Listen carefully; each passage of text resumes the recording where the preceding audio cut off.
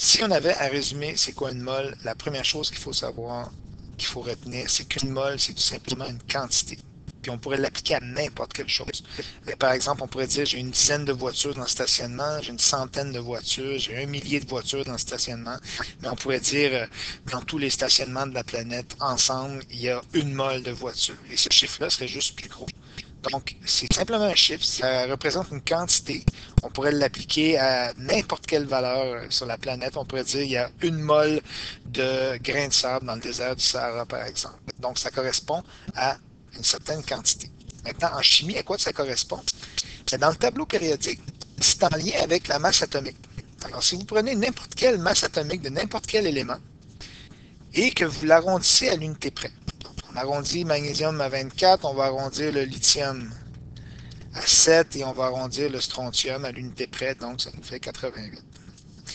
Si on fait correspondre ce chiffre-là à une certaine quantité de grammes, d'accord, ben, cette masse-là correspond à une mole d'atome de l'élément en question.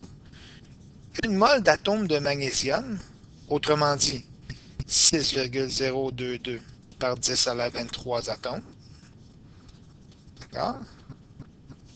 Ben, ça pèse 24 grammes. Vous pourriez prendre un sac, mettre 6,022 par 10 à la 23 atomes, un par un, on les met dans le sac. Si on pèse le sac, il va peser 24 grammes.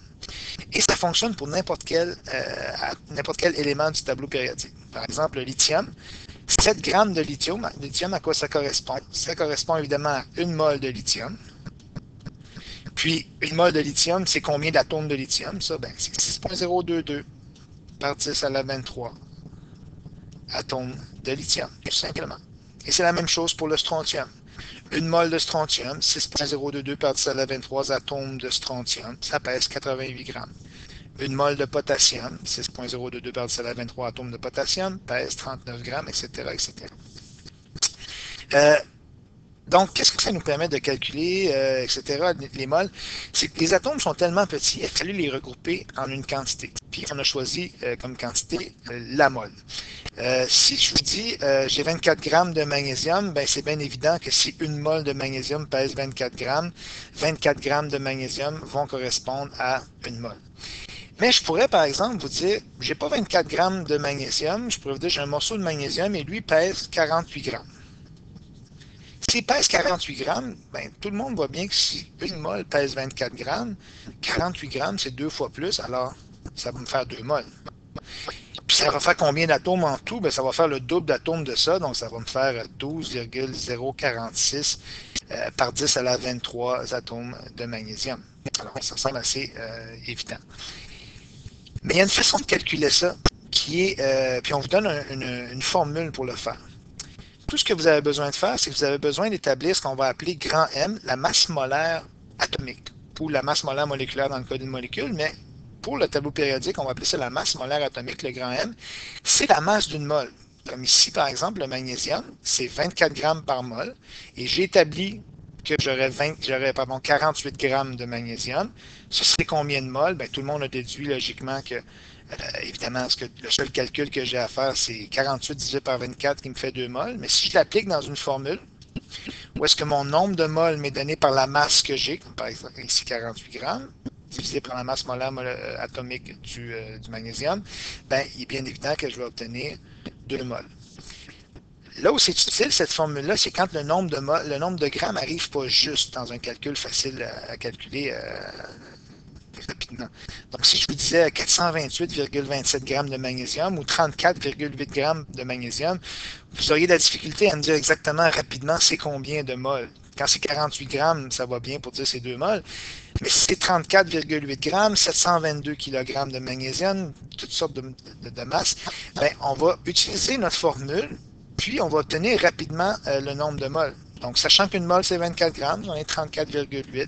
J'utilise la même formule. Je divise ma masse par la masse molaire moléculaire. Autrement dit, 24 divisé par 34,8. Je vais obtenir 1,45 mol de magnésium.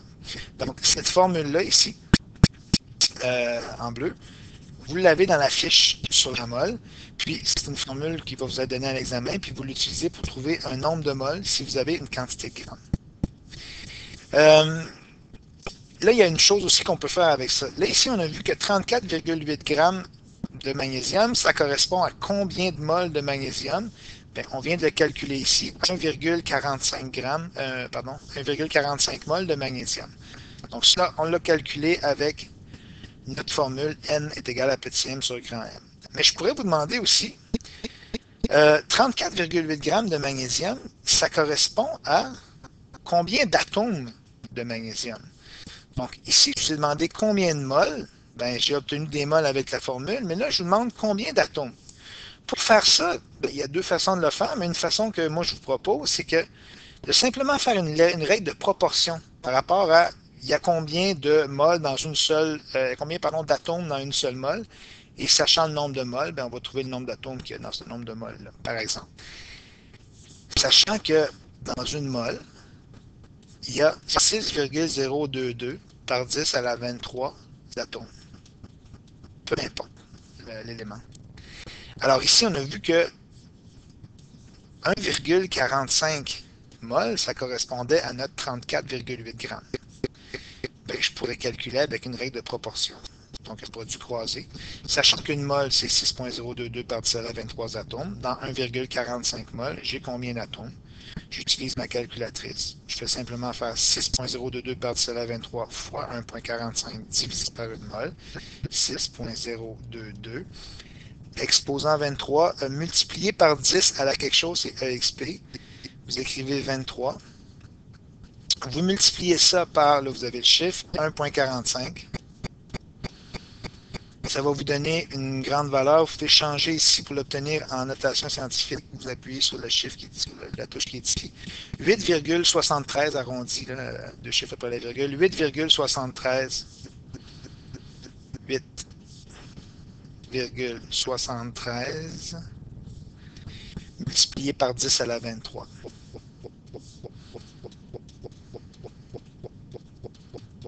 Atomes de magnésium. Donc, c'est évident, j'en ai plus parce que j'ai 1,45 mol. Ça fonctionnerait aussi si vous auriez dit, au lieu de mettre un nombre de moles, si vous avez passé par les grammes, 24 grammes, c'est une mol. Ici, vous auriez écrit 34,8 grammes. Ça aurait fonctionné quand même. Donc, si vous écrivez 34,8 grammes à la place d'1,45 mol, puis qu'à la place d'une mol, vous écrivez 24 grammes, ça fonctionnerait tout ce